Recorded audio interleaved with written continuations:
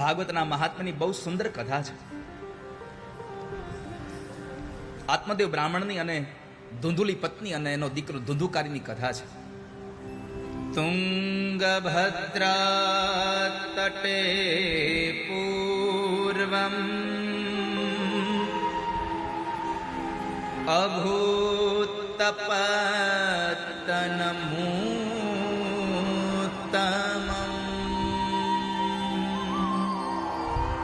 यत्र वर्णा स्वधर्मेण सत्य सत्य कर्म तत्परा.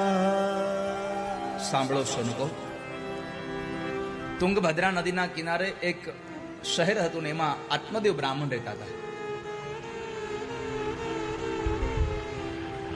તુંગભદ્રાનો અર્થ છે તુંગ એટલે શ્રેષ્ઠ ને ભદ્રા એટલે કલ્યાણ. કલ્યાણ કરનારી નગરી એટલે મનુષ્ય અવતાર. આમાં 4 વર્ણના લોકો રહે છે. એમાં બ્રાહ્મણ એક આત્મદેવ એટલે આત્મા, અને ધુંધુલી એટલે એની પત્ની એટલે બુદ્ધિ. આ આત્મા રૂપી પુરુષને બુદ્ધિ રૂપી એક સ્ત્રી એની ધુંધુલી છે. પણ આત્મદેવ સુખી નથી. કેમ? આત્મદેવ પોતાના કર્મની અંદર તત્પર રહે છે અને ધુંધુલી લોકવાર્તારતા ક્રૂરા પ્રાયશો બહુજલ્પિકા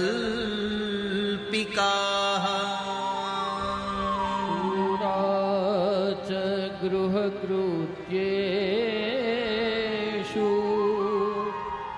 કૃપણા કલહ પ્રિયા. બીજાની વાતો કરવામાં તત્પર રહેનારી એ ધુંધુલી, બીજાની નિંદા કર્યા કરે. ધુંધળીનો અર્થ છે જે ન કરવાના વિચારો કરે એવી બુદ્ધિ એટલે ધુંધુલી.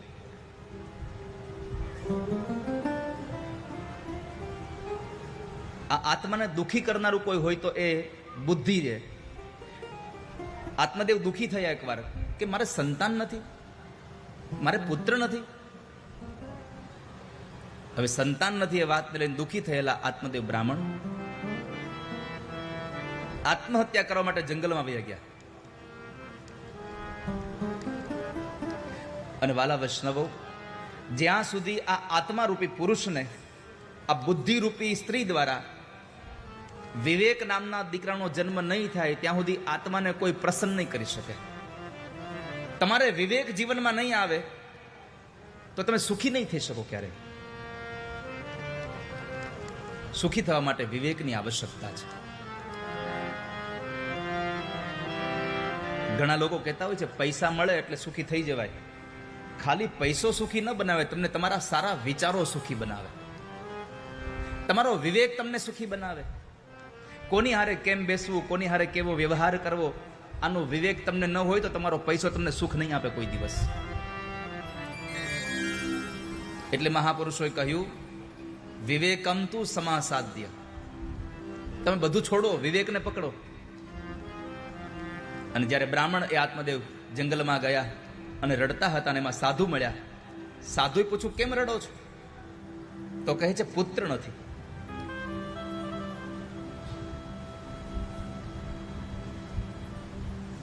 એ તો સારું થયું, ભગવાનની કૃપા છે તમારા ઉપર કે પુત્ર નથી.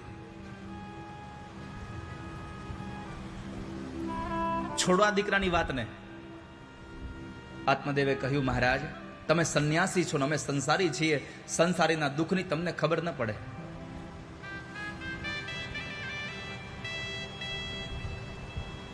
સંસારીનું સુખ તલ જેવું હોય ને દુઃખ ડુંગરા જેવું હોય. તમે નહીં સમજી શકો મહારાજ. મહાત્માજીએ સમજાવ્યું આ સંસારમાં સુખ એક જ જગ્યાએ છે, સંન્યાસે સર્વથા સુખમ. સંન્યાસમાં સુખ છે. સંન્યાસનો અર્થ એવો ન સમજશો કે બધું મૂકીને જંગલમાં વહી જવું એ સંન્યાસ છે. ના, ઘરમાં રહીને પણ જે ત્યાગી દ્યો એ સંન્યાસ છે. દીકરાના વહુથી એક બરણી ફૂટી જાય અને છતાંય કાંઈ ન બોલો સમજો આપણે સંન્યાસી છીએ. કશું ઘરમાં નુકસાન થઈ જાય અને છતાં પણ આપણને જરાય પણ કઈ ક્રોધ ન આવે ને જરાય કશું કઈ સંભળાવવાની ઈચ્છા ન થઈ જાય તો સમજવું હવે કદાચ મારામાં સંન્યાસ જાગ્યો છે. ત્યાગનો અર્થ છે સંન્યાસ. ઘર મૂકીને વહી જવું એ સંન્યાસ નથી. ઘર છોડ કે બન મેં બાસ કિયો મન બાસના કો ત્યાગ કિયો હી નહીં. ઘર મૂકીને તમે જંગલમાં વયા જાઓ પણ જંગલમાં જઈને તમારી વાસના ન છૂટે તો ઘર મૂકવાનું કારણ શું છે? તમે કથામાં આવો પણ કથામાં આવી નહીં ઓલો 4-5 ઇંચનો મોબાઈલ તમારથી ન છૂટે તો કથામાં આવવાનો મતલબ શું? આપણે સતત મોબાઈલમાં પડ્યા રહીએ અને કા મોબાઈલ એવો આવ્યો છે માણસને હક જ ન લેવા દે. ગમે એટલો કામમાં હોય તો આમ જોવો જ પડે, કાંઈ છે નહીં, જોવો જ પડે.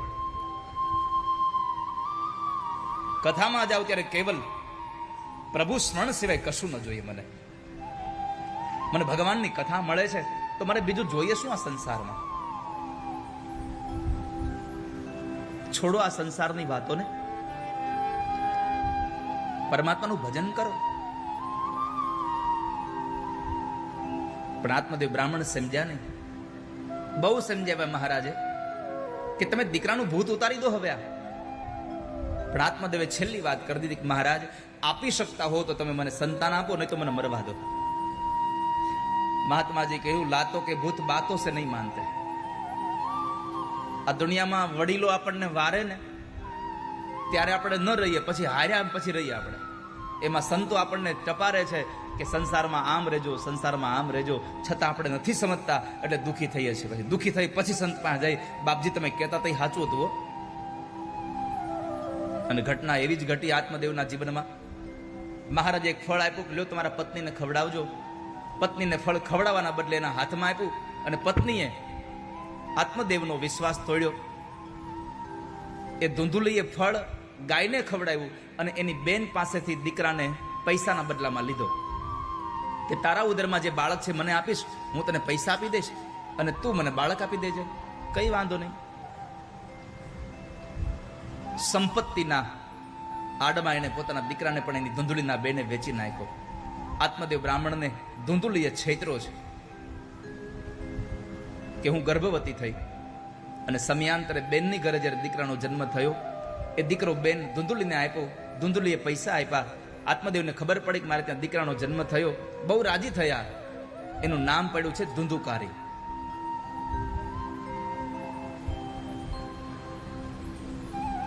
ત્રણ મહિનાનો સમય ગયો અને જે ફળ સાધુએ પ્રસાદી આપી હતી એ ફળ ગાયને ખવડાવેલી અને એ ગાયે પણ એક દીકરાને જન્મ આપ્યો. આખું શરીર માણસનું છે, કાન ખાલી ગાયના કાન જેવા છે એટલે એનું નામ રાખ્યું છે ગોકર્ણ. સૌથી પહેલી એક આ ઘટના અહીંયા કે આ સંસારમાં તમને ભરોસો હોય તો સાધુનું ફળ ક્યારે નિષ્ફળ ન થાય. સાધુની પ્રસાદી નિષ્ફળ ન જાય ક્યારે. અને પ્રસાદીમાં ખાલી ફળ આપે કે કંઈક દાણા આપે નહીં હો. સાધુ ખાલી એક વખત આશીર્વાદ આપે ને તોય તમને નિષ્ફળ ન જાય સંસારના. સાધુનો હાથ માથા ઉપર પડી જાય, સાધુની નજર આપણા ઉપર પડી જાય તો આપણું કામ થઈ જાય.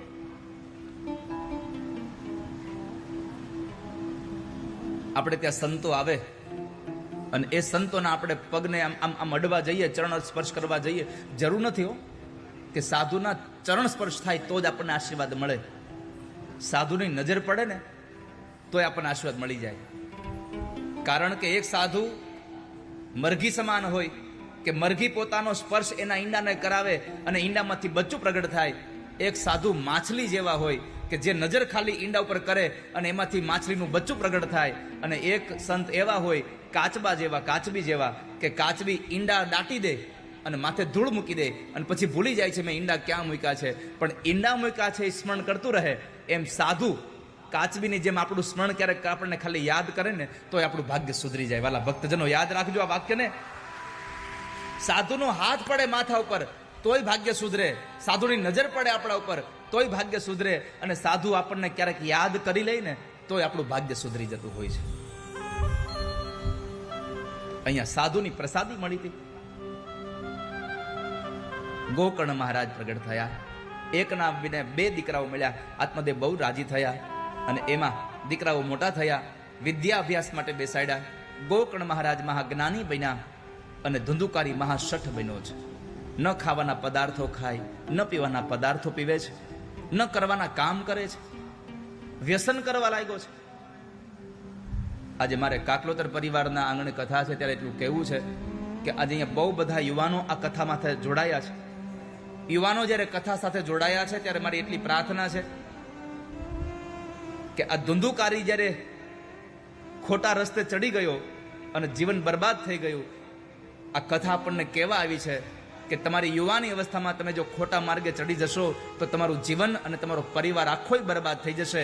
માટે કથાના માધ્યમથી નિર્ણય કરજો કે આજ પછી અમે ક્યારેય વ્યસન નહીં કરીએ, ખોટા માર્ગો ઉપર નહીં જઈએ, જેથી કરીને અમારું જીવન ધન્ય થાય. આપણે કોઈ સાધુ પાસે, કોઈ મોટા વ્યક્તિ પાસે, કોઈ વડીલો પાસે જઈએ અને આપણા મોઢામાં ઓલી ભેંસને ઓગાળાવ્યો એમ ચાલુ જ હોય, કેટલું અંશે વ્યાજબી છે? આપણી મર્યાદા બતાવે છે. હેમાદ્રીમાં લખ્યું છે કે મા બાપ બેઠા હોય ત્યાં ચપ્પલ પહેરીને જવાથી પણ બ્રહ્મ હત્યાનું પાપ લાગે છે. આપણે તો ભગવાનના મંદિર સુધી લઈ જઈએ. લગ્ન હોય ત્યારે ગણપતિના સ્થાપન સુધી આપણે ઊંચી અડીના પહેરીને જઈએ છીએ, ત્યાં કાઢતા જ નથી. આપણે આપણી મર્યાદાઓ શું છે, આપણી ફરજ શું છે, એનું ભાન કરવા માટે આ ભાગવત આ તાપીના કિનારે આવ્યું છે. આજે આ સુરતમાં ભાગવત ગવાઈ રહ્યું છે.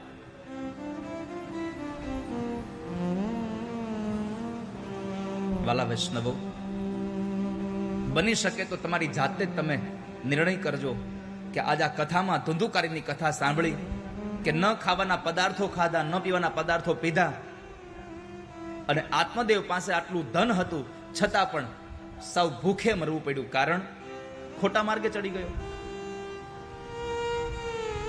અને આપણે કેટલાય સમાજમાં દાખલા જોયા છે કે વ્યસન કર્યું અને યુવાની અવસ્થામાં એનો પરિવાર રજળી ગયો આખો. જો મારે તમને વ્યસન કરવાના પૈસા નથી આપવાના અને વ્યસન કરશો અને કદાચ તમને કોઈ રોગ થશે તો એની પીડાઈ મારે નથી સહન કરવાની, પણ બસ મને ભાગવતજીની પ્રાર્થનાથી, ભાગવતજીના આ માધ્યમથી એટલું કહેવું ગમે છે કે તમે જેટલા વ્યસનથી દૂર રહેશો એટલો તમારો પરિવાર સુખી થશે આ સંસારમાં. તમે જેટલા વ્યસનથી દૂર રહેશો.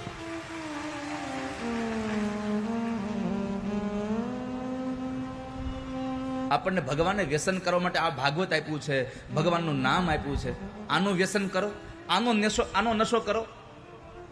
એક નશો એવો છે કે જે નશો કરશો તો નશો કરવા બેસશો ત્યારે ખબર પડશે કે આપણે અહીંયા બેઠા છીએ, પણ નશો ઉતરે તે ખબર પડે એટલે અહીંયા કોણ નાખી ગયું મને.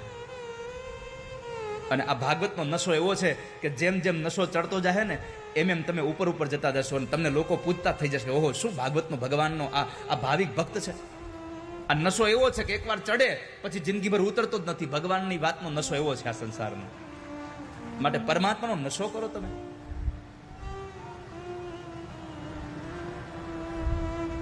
ધુંધુકારી મહાશઠ બન્યો. પિતાજી પાસે પૈસા માંગ્યા, મને પૈસા આપો. એના પિતાજીએ પૈસા આપવાની ના પાડી. ભાગવતજીમાં સ્પષ્ટપણે લખ્યું છે કે આત્મદેવ બ્રાહ્મણની છાતીમાં પાટું મારીને ધુંધુકારીએ પછાડી દીધો. અને ત્યારે પેલા મહાત્માજીના શબ્દો યાદ આવ્યા, આ સંસારમાં કોઈ કોઈનું નથી હો. અસારહ ખલુ સંસારો દુઃખ રૂપી વિમોહક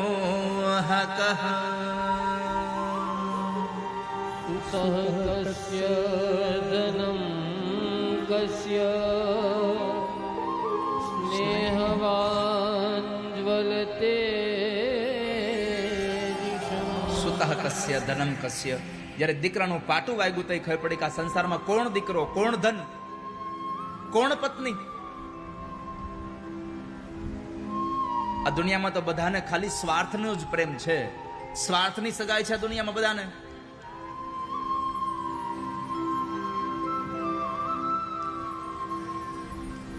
જેવો સ્વાર્થ પૂરો થાય એટલે કોણ તમે ને કોણ હું.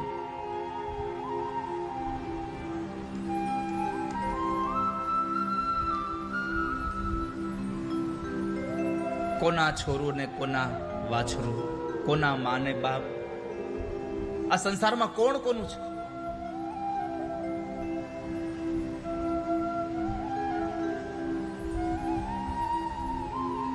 લોકો કહેતા હોય છે આ મારી માં છે, આ મારો બાપ છે, આ મારી બેન, આ મારી પત્ની, અમારા બાળકો છે. આ બધા જ જ્યાં સુધી આમાં શ્વાસ છે ત્યાં સુધી સગા છે. અરે શ્વાસ છોડો, તમારું શરીર જ્યાં સુધી કમાય છે ને ત્યાં સુધી હગા છે. બાપુજીને બહુ પગે લાગશે ક્યાં સુધી? જ્યાં સુધી બાપુજી તમને પૈસા આપે ત્યાં સુધી. અને જેવા તમારે પછી બાપુજીને પૈસા આપવા પડે એટલે પગે લાગતા બંધ થઈ જાય. આ સંસાર છે, આ સૃષ્ટિનો. અમારો દીકરો ને અમારો બાપ છે, અમારી ઘરવાળી ને અમારી માત છે. અમારો દીકરો ને અમારો બાપ છે, અમારી ઘરવાળી ને અમારી માત છે. એલા મુવાની સંગાથે કોઈ મરતું નથી રે, કોઈ કોઈનું નથી રે, કોઈ કોઈનું નથી રે. એલા મુવાની સંગાથે કોઈ જાતું નથી રે, કોઈ કોઈનું નથી રે, કોઈ કોઈનું નથી રે. આ સંસારમાં કોઈ કોઈનું છે નહીં. આ ગીત ગાતા ને પેલા કોઈ કોઈનું નથી રે, કોઈ કોઈનું નથી રે, તો ઘણા બધા એમ કહેતા હવે આવું ખોટું ગીત શું ગાતા છે? દીકરા મા બાપ બધા કોઈ કોઈના નહીં હોય. કોરોનામાં ખબર પડી કોઈ કોઈનું હતું જ નહીં. કોઈ કોઈને બોલાવતા નતા, કોઈ કોઈની પાસે ન જતા. મુવાની સંગાથે કોઈ મરતું નથી. માટે ના હકની આવી બધી ભ્રમણાઓ ન રાખશો કે અમારો દીકરો છે, અમારા સગા સંબંધીઓ છે. કોઈ કોઈનું છે નહીં આ સંસારમાં. આત્મદેવ બ્રાહ્મણ પોતાના દીકરા ગોકર્ણ મહારાજને પ્રશ્ન કર્યો, મારે શું કરવું જોઈએ આમાંથી છૂટવા માટે? મારા દીકરાનું મને ભૂત વળગ્યું છે, એના મોહના અંધારા કૂવામાં પડ્યો છું, શું કરવું જોઈએ? ગોકર્ણ મહારાજે કીધું, પિતાજી એક વાત કહું, એક કામ કરો, એક જ સાધન છે. ધર્મમ ભજસ્વ સતતમ ત્યજ લોક ધર્માન, સેવસ્વ સાધુ પુરુષાન જહિ કામ તૃષ્ણા. અન્યસ્ય દોષ ગુણ ચિંતનમાશુ મુક્ત્વા, સેવા કથા રસમહો નિતરા પિબત્વમ. સેવા કથા રસમહો નિતરામ પિબત્વમ. તમે નિત્ય ભગવાનની સેવાને સાંભળો, નિત્ય ઠાકોરજીની સેવા કરો, સંતોની સેવા કરો, પ્રભુની કથાને સાંભળતા રહો. અને સૌથી મોટી વાત કરી, સુખી થવા માટે અન્યસ્ય દોષ ગુણ ચિંતન માશ મુક્તવા. જો તમારે સુખી થવું હોય તો આ સંસારના દોષ અને ગુણ આ બધું જોવાનું બંધ કરી દો, તો સુખી થશો, નકર સુખી નહીં થઈ શકો.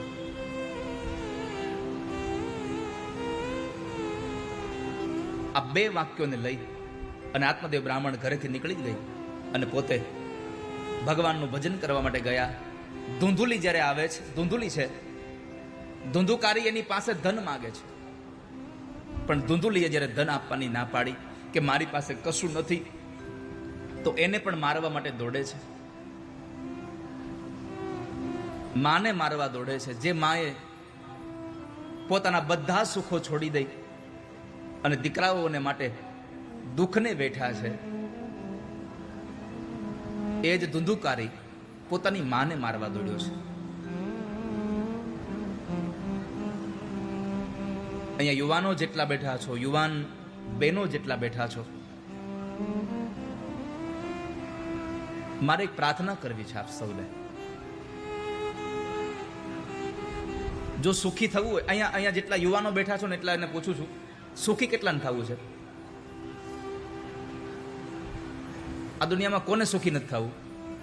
પણ સુખી થવું હોય તો મારો એક તમને સલાહ છે, ભલે તમને નહીં ગમે, પણ સુખી થવું હોય તો તમારા મા બાપને તમારી ભેગા રાખતા નહીં.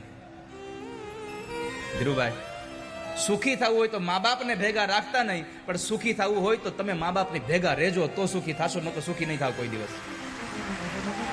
આપણે એમ કહેતા હોય છે કે મારા બાપુજી મારી ભેગા રહે છે, મારી મા મારી ભેગી રહે છે.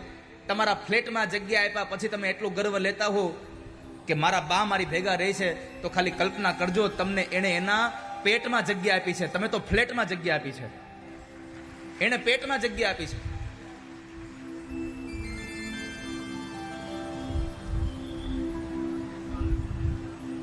આ સંસારમાં જિંદગીમાં એક જ વખત મા બાપનો પ્રેમ અને એની છત્ર છાયા મળે છે.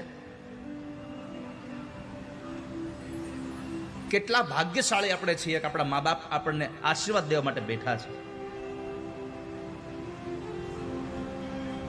અને આ દુનિયામાં બધું જ કદાચ ખોટું પડે છે, પણ મા બાપના આશીર્વાદ કોઈ દી ખોટા પડ્યા નથી આ સંસારમાં.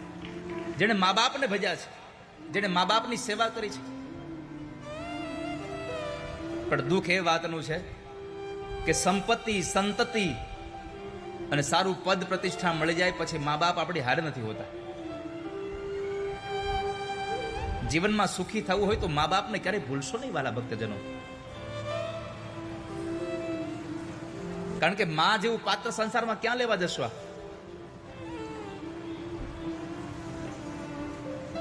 ધુંધુકારી માને મારવા દોડતો હતો, છતાં માની અંદર વાત્સલ્ય કેટલું ભર્યું છે કે જ્યારે ધુંધુકારી નશાયુક્ત હાલતમાં પડ્યો હતો અને પોતે ઘર છોડી નીકળવા માટે તૈયાર થઈ, છતાં પણ એ ધુંધુકારીના માથામાં હાથ ફેરવ્યો અને કપાળમાં ચુંબન કર્યું. આંસુડા પડી ગયા કે મારે તને મૂકીને જવો પડે છે. કારણ આ સંસારમાં ગમે તેટલું દુઃખ પડ્યા પછી પણ સંતાનો માટે સારી ભાવના કોઈ નીકળી હોય તો એ મા બાપ છે.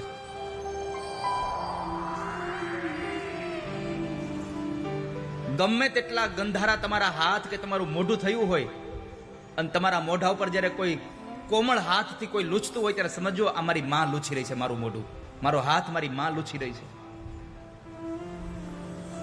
તમે ગમે તેટલા ભીડમાં આવી જાઓ અને બધા લોકો તમારો સાથ છોડી દે અને પછી ત્યારે તમારા ખંભા પર કોઈ હાથ મૂકે ને કે હજી મૂંઝાતો નહીં હો, ત્યારે સમજો આ બીજું કોઈ નહીં હોય, મારો બાપ હશે. બાપ તમારો સાથ નહીં છોડે કોઈ દિવસ. એટલે મારી પ્રાર્થના છે કે સુખી થવું હોય તો મા બાપની સાથે રહેજો. જેને આપણને પેટમાં રાખ્યા છે એને આપણે આપણા હૈયામાં રાખીએ. મા વગરનું જીવન કેવું હોય ને એ કોઈ ક્યારેક અનાથાશ્રમમાં જઈને પૂછો કોઈક બાળકોને.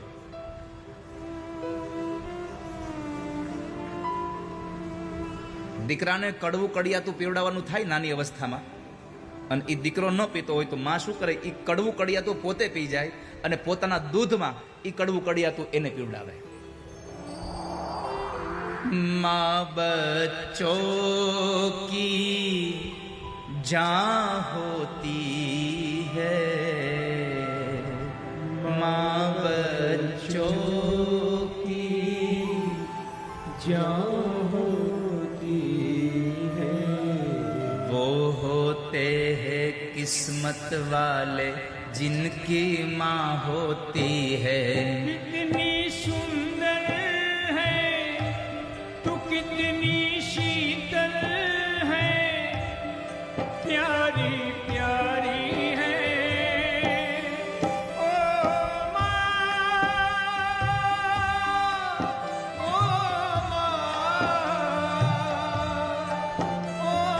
माँ, प्यारी तू कितनी अच्छी है, तू कितनी भोली है, प्यारी प्यारी है ओ माँ, ओ माँ, प्यारी माँ. ये जो दुनिया है ये मन का धोखा, तू फुलवारी है ओ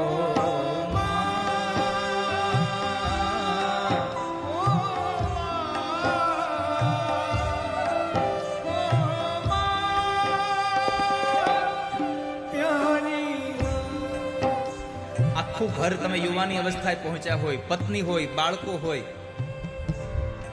તમે રાત્રે મોડા આવો ને ત્યાં સુધી ઘરમાં એક પાત્ર જાગતું રહેશે ને એ હશે તમારી ઘરડી માં.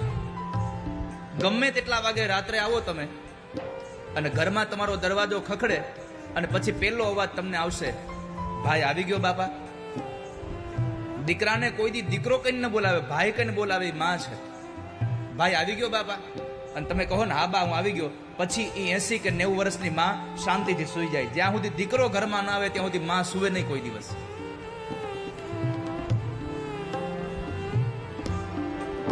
તો તમે વિચાર કરો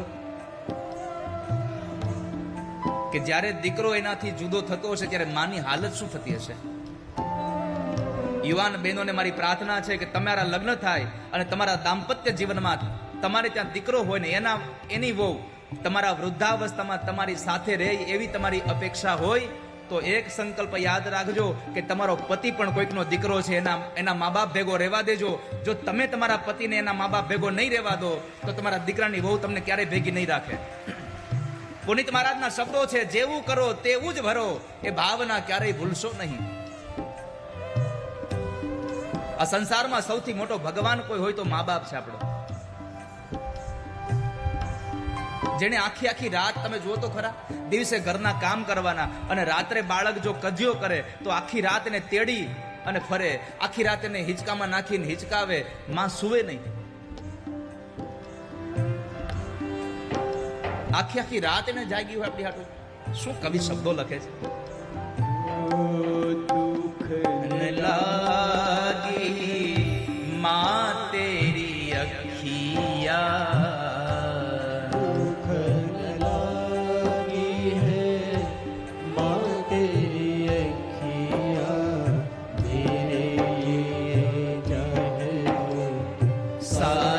सारी रतिया मेरी निदिया पे अपनी निदिया भी तूने वरी है. ओ माँ, ओ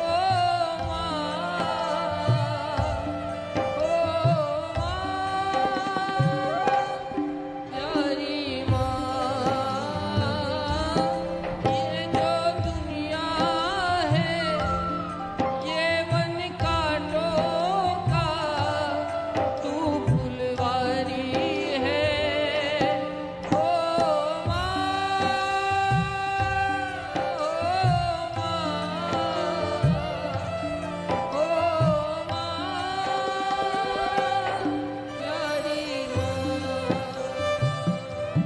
એકવાર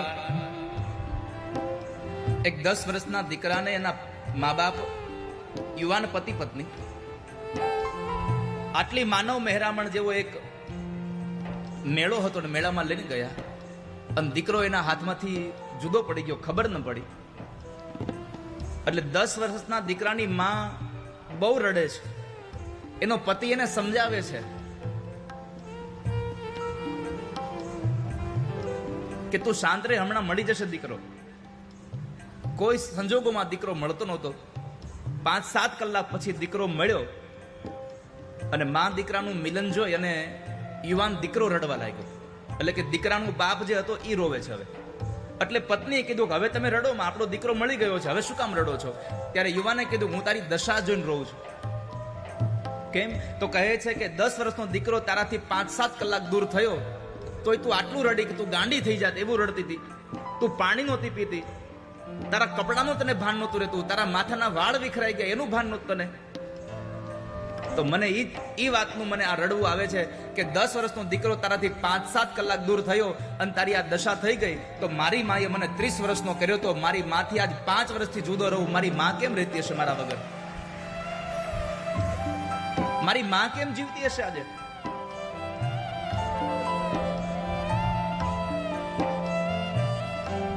જે મા બાપ આપણા ભરોસે જીવન જીવે છે, આજનું સૂત્ર લખી લેજો યુવાનો. જે મા બાપે આપણને આપણી જિંદગીના જન્મ પછીના 8 વર્ષ, પહેલા 8 વર્ષ હાથ પકડી અને નિશાળની બસ સુધી, નિશાળના ગેટ સુધી મૂકવા આવ્યા છે ને, એ મા બાપની છેલ્લી 8 વર્ષની આવરદા તમે હાથ પકડીને મંદિરે લઈ જાજો, તમે જિંદગીમાં કોઈ દુખી નહીં થાવ વાલા વૈષ્ણવો. પેલા 8 વર્ષ મા બાપે તમારો હાથ પકડ્યો, છેલ્લા 8 વર્ષ તમે એનો હાથ પકડો, બસ. ક્યારેય દુખી નહીં થાવ.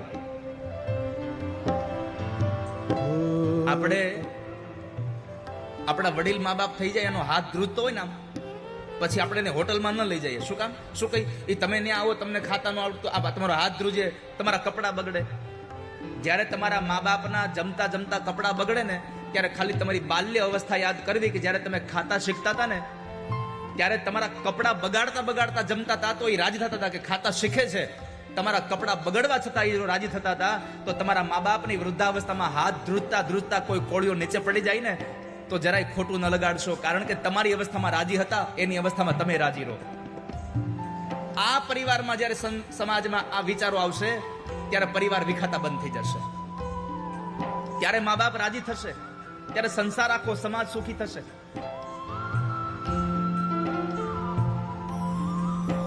એ મા બાપ માટે થઈને આપણે જીવન જીવીએ છીએ. આપણા માટે મા બાપ હતા, આપણે એના માટે જીવન જીવીએ.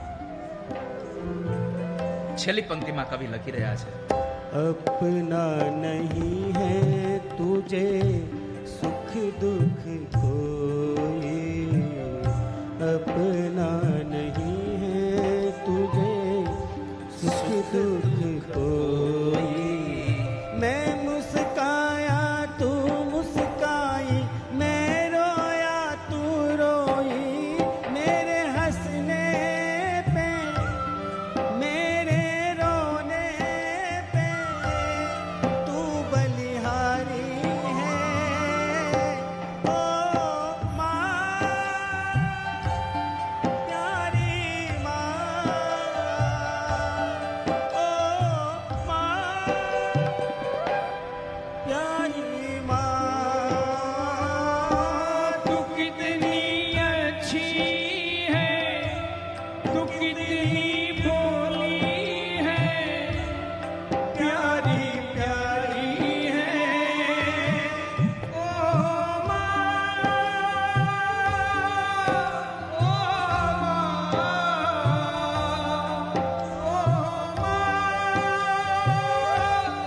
प्यारी प्यारी प्यारी. વાલા વૈષ્ણવો, ધુંધુકારીને એની માં જ્યારે મૂકીને નીકળે છે રાત્રે, માથામાં હાથ પ્રસવારીને નીકળે છે અને પોતે અંધારા કૂવામાં પડીને મોતને ઘાટ ઉતરી. મા બાપ મર્યા ગયા. ગોકર્ણ મહારાજે પોતે જ સામેથી રસ્તો લઈ લીધો કે આપણે અહીંયા રહેવું નથી, હવે અપમાન થાય ને પછી નીકળવું એના કરતા પહેલા જ નીકળી જઈએ, અને પોતે નીકળી ગયા. આગળ જતા ધુંધુકારીને 5 ગણિકાઓ સાથે સંગ થયો અને એના માટે રાજાનો ખજાનો તોડ્યો, ધન ચોર્યું. અને જે સ્ત્રીઓ માટે ધન ચોર્યું એ જ સ્ત્રીઓએ આ ધુંધુકારીને હાથ પગ દોરડાથી બાંધી દઈ અને એના મોઢાની અંદર ધગધગતા અગ્નિના અંગારાઓ નાખી અને એને મોતને ઘાટ ઉતાર્યો. ધુંધુકારી મર્યો પણ પ્રેત બન્યો. કારણ જેના કર્મ સારા ન હોય એની ગતિ સારી ન થાય ક્યારે. જેણે સારા કામ ન કર્યા હોય એનું મૃત્યુ સારું ન આવે કોઈ દિવસ. ભગવાનને પ્રાર્થના એટલી કરજો વાલા વૈષ્ણવો કે ઠાકોરજી મારી પાસે કામ એવા કરજો કે જ્યારે હું આવ્યો ત્યારે હું રડતો તો આખી દુનિયા હસતી હતી, પણ હું કામ એવા કરીને જાઉં કે હું હસતા હસતા વયો જાઉં અને દુનિયા મારી પાછળ રડતી હોય આ સંસારમાં.